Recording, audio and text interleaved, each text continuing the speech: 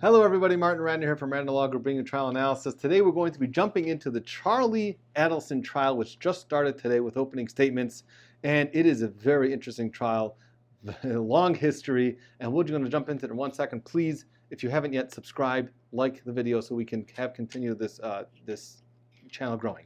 So we've got Charlie Adelson. So where did this case begin? The case really began many years ago. The murder actually occurred in July 18th, 2014. That's almost 10 years ago. So July 18th, 2014, Dan Markel was found dead, shot in his own driveway. And the people that shot him were already convicted. One of them was named Sigfredo Garcia, and the other one was named Luis Rivera. They are both in prison right now. They were convicted. And there's another woman who's convicted who was also in the middle of this, which we're going to get into more later, whose name was Catherine Magbanua. We're going to refer to her as Katie. So we've got these three people that are certainly involved with this murder. Sigfredo Garcia, who's serving a life sentence. Luis Rivera, who agreed to a plea deal in exchange for his testimony against everybody else. So he's serving 19 years. And we've got Katie Magbanua. So we're going to refer to her as Katie. So we got Katie also. So where does Charlie Adelson fit in with this whole picture? So this is the prosecutor's job, an opening statement, and this is how the prosecutor lays out the case.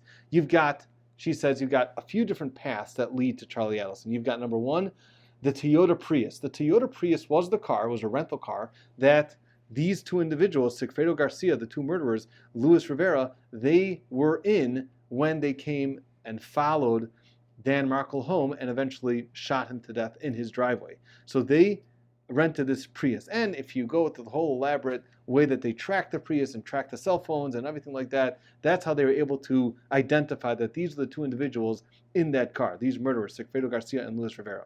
So that was one path which led them to Charlie Adelson, because at some point there were some conversations that Sigfredo Garcia had with Katie, and Katie then had with Charlie Adelson. So they were able to connect the dots with the cell phones, with the phone calls to each other or text messages to each other. And that is the connecting piece between Charlie Adelson and Sigfredo Garcia is Katie, which we're going to get into more a little bit later.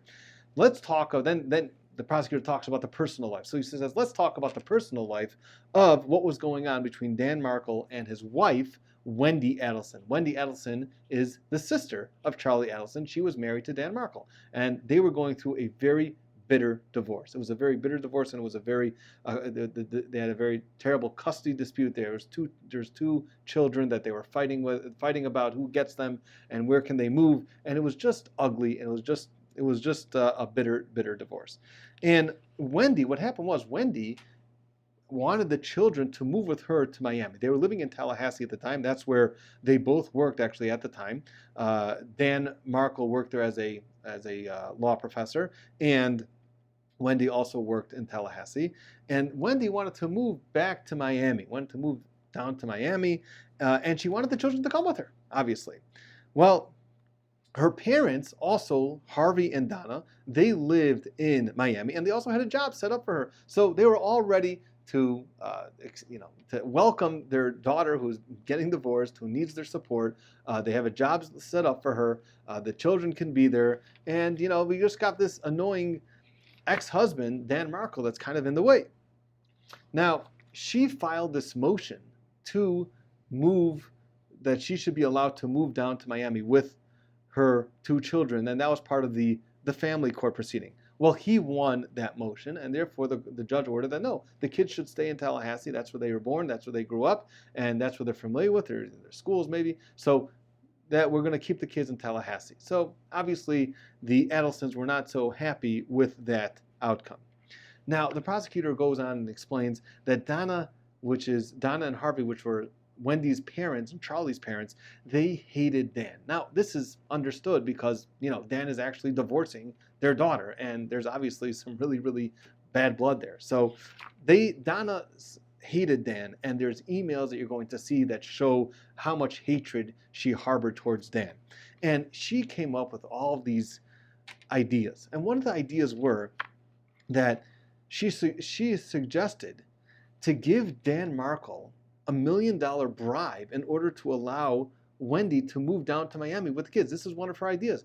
Let's give him $1 million, and then maybe he'll agree that the kids can move down to Miami with you. And who was going to pay part of that? Charlie Adelson. Charlie Adelson, who's already a successful periodontist at that point, he offered to pay a third of that $1 million of a bribe, we should call it, that's what she called it, to get Dan Markel to agree to allow the kids and Wendy to move down to Miami. Now, another fact that you have to know the prosecutor brings out is that Charlie spoke to his mother constantly. He was always on the road and he was always traveling, and he spoke to his mother constantly.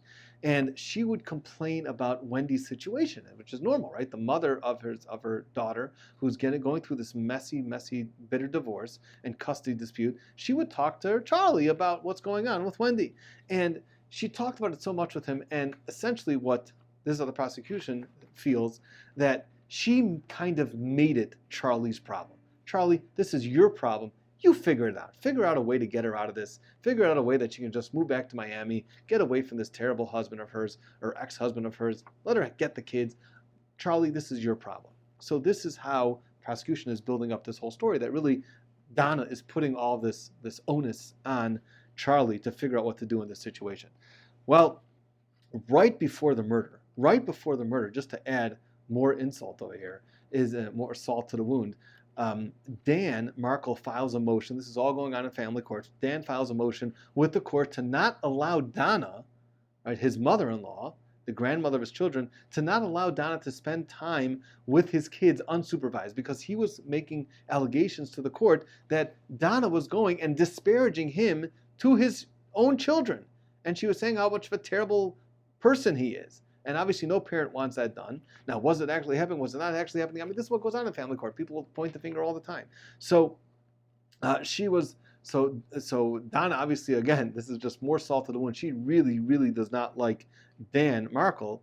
And that was just one of the motions that he filed. And this motion was still pending when the murder happened. So it would make sense, like all of this bitter divorce, this custody dispute, and now these motions, these motions being filed against the own grandparents, saying that she can't be trusted with her own grandchildren because she's disparaging him. This is all going on right by the murder. So what happens right after the murder, says the prosecutor? Well, right after the murder, Wendy moves to Miami, and she's writing her parents, and right away she changes their kids' last names from Markel to Adelson. She got her wish. Now, Wendy also said, this is what the prosecutor says, Wendy said that Charlie looked into hiring a hitman. This is what the prosecutor said that Wendy's going to testify about, that Charlie looked into hiring a hitman as a divorce present. And that was a serious offer. And not an offer, but he apparently seriously looked into it, but he decided to buy her a TV instead. And this is serious. He was telling her, I could have bought you a hitman. I was thinking about getting you a hitman, but instead I got you a TV. Okay? Now, the prosecutor continues and he says that Charlie Adelson at this time was dating Katie. As we just mentioned before, Catherine McManawa, that Katie was dating Charlie Adelson. And Katie's old boyfriend was this person, Sigfredo Garcia, who had a criminal record, who was seems like a very dangerous fellow, to say the least. And someone certainly capable of going and murdering somebody. So Katie is dating Charlie, and that's where all of this comes together. That's what the prosecution shows, how this all comes together, because you got Charlie dating Katie. Katie's his old boyfriend and father of her two children is Sigfredo Garcia, who committed the murder. So you see that Charlie really obviously had something to do with this also. You got these other three people that are all convicted, Charlie, Lewis, and Katie. And you see that Charlie's the boyfriend, so it makes a lot of sense that Charlie was involved with this in order to free his sister from her just terrible, terrible husband. That's how they must have viewed it. Now, the prosecutor also says you got to follow the money, right? We always know you got to follow the money. So we've got the Prius, we followed the Prius, and that took us to these Charlie Adelson also. We've got the personal life, which we just explained how that reached to Charlie Adelson, and now we've got the money. So what happened with the money? Well, there's evidence that right after this murder, all these three people that were involved with the murder all of a sudden started buying expensive items. expensive cars, motorcycles, and they're making deposits. Katie was making a deposit into her bank account, which all of a sudden she made a huge deposit into her bank account. And not only that, but here's what gets very interesting, is that 2 months after the murder, Katie is actually added to the Adelson Institute payroll. Adelson Institute is, Harvey is a dentist, right? Harvey is the father of Charlie and Wendy. He has a dentist practice. And we have Charlie, who is a traveling dentist. He's a periodontist, and he's traveling around. But the Adelson Institute really was an institute that was owned by Harvey, the father, Charlie's father, and Wendy's father. And all of a sudden, Katie gets put on the payroll 2 months after the murder. Well, doesn't that suggest that you got to pay her off because this was, she was the broker in this hitman deal. So therefore, you got to pay off your broker, right? So that's how they put her on the payroll. So that's what the prosecutor also lays out. Now, there's another part of this case which also gets interesting, is that there's something called the bump. The bump is who they refer to as an undercover agent. Okay, the bump, undercover agent. So the undercover agent, they get authority to wiretap the Adelson's phones. And now they only get that authority 2 years after the murder. Now, what's that going to help you if you're 2 years after the murder and you're trying to prove a conspiracy to commit a murder before, 2 years before? So what's that going to help you? So what they had to do was they had to stage an event that would cause the Adelsons to start talking about the murder. And that way they'll get information about the murder. So they got this undercover investigator, the bump, and at this point, Rivera was in prison. Rivera was already in prison. And what they did was they staged an event that this undercover agent is going to try to make it look like he's blackmailing the Adelsons for more money. And he's going to make it look like he is Rivera's messenger. So the bump, the undercover agent, goes and meets Donna Adelson, who also works at the Adelson Institute, not as a dentist, but she works there. So this undercover agent went and meets Donna Adelson, I guess bumps into her at the institute, maybe as she's leaving the office. And he writes on a piece of paper a phone number, and he writes $5,000, a phone number, and it's on an article which talks about Dan Markel's murder. And he gives her the paper and he says, I know you're taking care of Katie. We know that Katie was added to the payroll and you're paying her a lot of money. Well, guess what? Rivera also deserves money because he was also hired to do this. So you can't just cut him out and take care of Katie. You got to pay Rivera. That is what essentially the undercover agent tells Donna. He doesn't mention Charlie. He doesn't mention anything about police. He doesn't say. That's the extent of his conversation, this undercover agent. Who's the first person that Donna calls after this bump of the undercover agent meeting with Donna? She calls Charlie. Right away she calls Charlie and she says, we need to meet in person about paperwork that concerns both of us, and you should know what it's about, and you should bring cash. And also, she says that this is something that has to do with your ex-girlfriend. Now, at this point, this was 2 years after the murder. At this point, Charlie was already broken up with Katie. She was already an ex-girlfriend of his, and he already had other girlfriends that he also broke up with since Katie. So, but as soon as she said, this is the prosecution says, that as soon as Donna tells Charlie that this is about an ex-girlfriend, he immediately calls Katie. He knows from the context of the conversation, something to do with bringing cash, something to do about paperwork that concerns both of us, and that he should know what it's about. And then he also says, this TV is about 5, meaning 5,000. This TV is about 5. Now, you're going to be hearing a lot in the trial about TV references, and a lot of that is probably going to be connected, as the prosecution is going to make it, it's going to be connected to the idea that the offer was either a hitman or a TV. So they're using, instead of saying hitman, they're saying TV. So they're saying this TV is about 5. Okay, and she says we need to meet in person. So he calls Katie, even though, the prosecution points out, even though if it's just any ex-girlfriend, why is he calling Katie? I mean, he had already 5 other ex-girlfriends since Katie. He doesn't report it to police. Nobody calls the police. And also, they use a lot of verbiage on the phone, which is code for what they're really talking about. It seems like they're already suspicious. Now he goes and he meets with his mother. They talk about what's going on, and then she tells him what's going on, what happened, and then he goes and meets with Katie. So he goes and meets with Katie, and they're discussing what to do, and they're not sure whether this person is actually really a legitimate blackmailer or if it's an undercover agent, and they're not sure.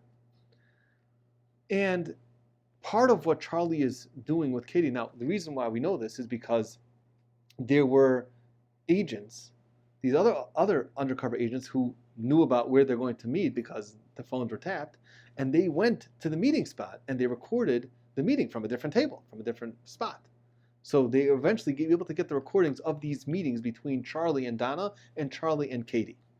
And Charlie's trying to calm down Katie and starts giving her analogies how, you shouldn't be nervous about this.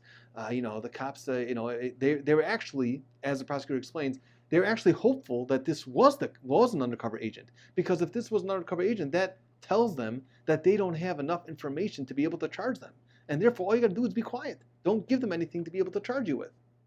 So this is part of what Charlie is telling Katie not to be so nervous. And he starts giving interesting analogies and interesting examples why she shouldn't be nervous.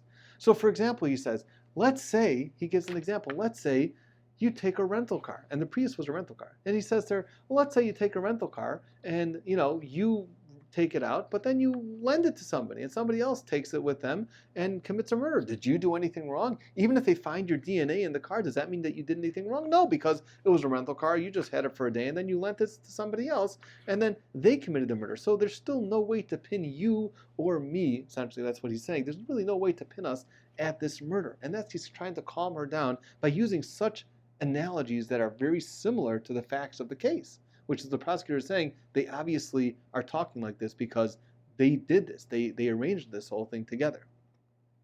Now, another thing that they say is that they're also using code language and trying to hide what they're doing by talking about this as though that this blackmailer is like property. So they say things like the following: this property is cheap. It could go for millions of dollars. It seems like a great deal. Referring to that this blackmailer could have asked for millions of dollars and they're only asking for $5,000. So it sounds like a great deal, but they're also nervous that if once you start giving them $5,000, they're going to come back the next day and say they want more. They're going to want more. They're going to want more. So what are you going to do about that?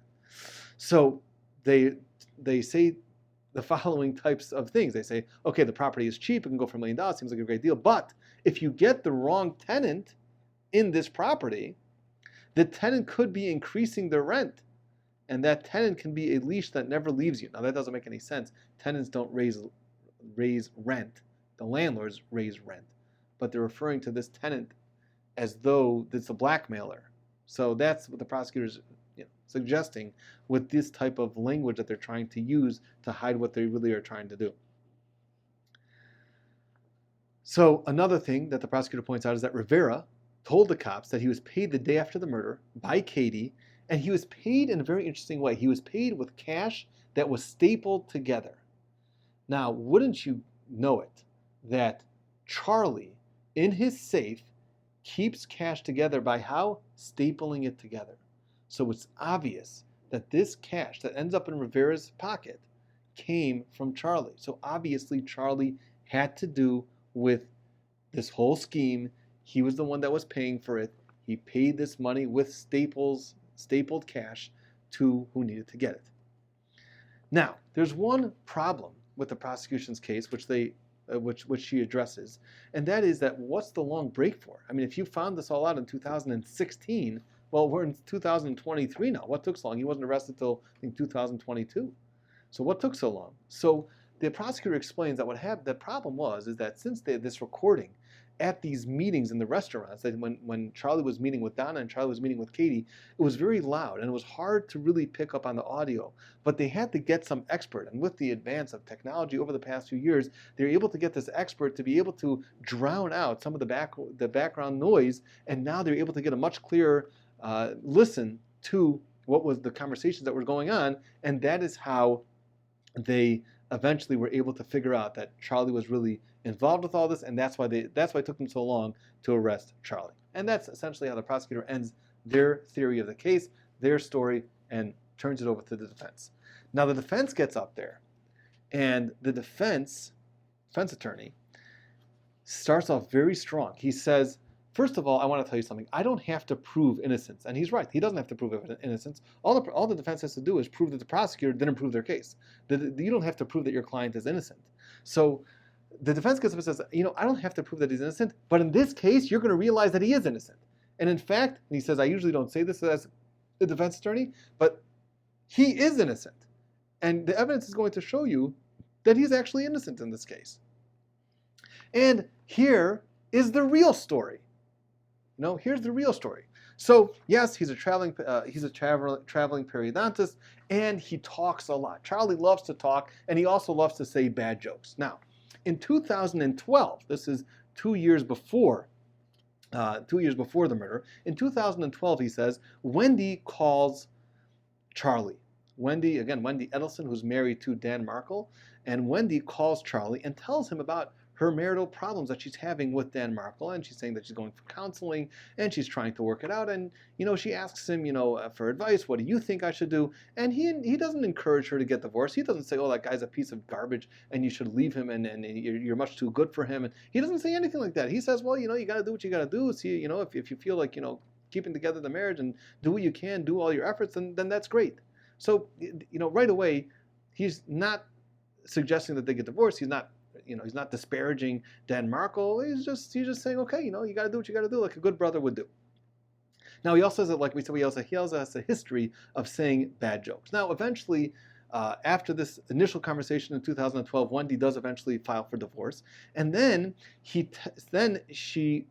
tells her mother Donna about it, and Donna's talking to Charlie about it. They're all talking together about Wendy's divorce, and Wendy moved out of the house or apartment where she was staying with Dan. And now that Wendy moved out, Charlie was wondering, does she need anything? Can I help her with anything? I guess he's successful and he wants to help his sister. If she needs help with something, let me know if I can help her. So the mother said to Charlie, she doesn't have a TV in her new house. So maybe get her a TV. So Charlie says, what? No problem. The next time you're up to Tallahassee, he tells Donna, next time you go to visit Wendy in Tallahassee, go to the Best Buy, go buy her a television, and I'll pay for it. I'll pay you back for whatever you spend for the television. Okay, so now what happens? That Donna does that, and now Wendy calls Charlie to thank him, right? The sister now is going to call Charlie and says, oh, wow, Mom got me a TV, and she said it's from you. Thank you so much. And he says a bad joke. He says a bad joke saying, well, it was cheaper than hiring a hitman. And you can kind of hear how that's a bad joke, somebody going through a very hard divorce. You can see, it's cheaper than hiring a hitman. You can understand, okay, it's a bad joke, it's an evil joke, but the defense is saying it was just a joke. He never really seriously said, I'm thinking about hiring a hitman for you. He was just saying it is a bad joke. And that was in 2012, 2 years before the murder. Do you think he said this joke and then 2 years later says, oh, I really want to do this thing. I'm going to go hire a hitman now 2 years afterwards? I mean, that doesn't make sense. That's kind of what the defense attorney is saying here. And not only that, but he goes and repeats this joke to so many different people. He's repeating the joke. Oh, I told Wendy, it's cheaper than hiring a hitman. Now, if you're serious about this, why in the world would you go joke to all your friends and colleagues about hiring a hitman for your sister who's getting divorced? Why would you do that? If you're really serious about it, there's no way that you would do that. And yet he was doing that. So says the defense attorney is making a case that therefore he was not serious about it. He was just making a joke. Now, he also says that Donna and Harvey, the parents of Wendy, were very upset that she was stuck in Tallahassee, and this is understood. And they came up with a bunch of crazy ideas to try to get her to move down to Miami. They were coming up with all these crazy ideas, and not only that, but they actually went to lawyers to figure out whether their ideas are legal. So now the defense attorney says, if these people don't care about it, they're ready to hire somebody to murder their ex-son-in-law, you think they'd go to seek legal advice to see whether their ideas are legal? What do they care? So, but they are. But of course, they're having a lot of ideas. They're trying to figure out a way to get their daughter, who's going through this terrible divorce, to have some family support, move down to near the family, get her a job there, see if we can get the kids there. And one of their ideas was to pay Dan Markel $1 million, not to bribe him. It wasn't a bribe. The idea was that, look, Dan, here, take $1 million, okay? Let's move down to Miami, and then, that'll be a nice bonus for you that you can now figure out a way to travel to Tallahassee to your job. This way, everyone will be happy. You'll be down in Miami. You'll be with the kids. She'll be with the kids. She'll be with her family. You'll get $1 million. You'll still be able to keep your job. You'll just have to travel a little bit. That was one of their ideas. And one of their ideas, they asked Charlie if he'd be willing to pitch in a third of the $1 million to be able to present this idea to Dan. Now, okay, so that was his version of the whole $1 million offer. Now, in October of 2013, the defense attorney continues, he talks a lot about his family situation to his girlfriend, his then girlfriend, Katie. So he's talking about, this is, first of all, their boyfriend-girlfriend, so of course they're sharing everything about what's going on in each other's lives. So of course, Wendy's divorce is front and center in the whole family, so of course he's going to talk to his girlfriend, Katie, everything that's going on. And in fact, he even told her about this $1 million deal. He told her about this $1 million deal. So, this offer. And, he's just filling in his girlfriend, Katie, as though everything's normal and they're just sharing each other's lives. Now, another thing that the defense attorney points out is that this Sigfredo Garcia hated Charlie Adelson. He hated him so much. And in fact, he says that in March of 2014, just a few months before the murder of Dan Markel, Sigfredo Garcia hated Charlie Adelson so much that he tried to kill him. He tried to run him off the road and kill him.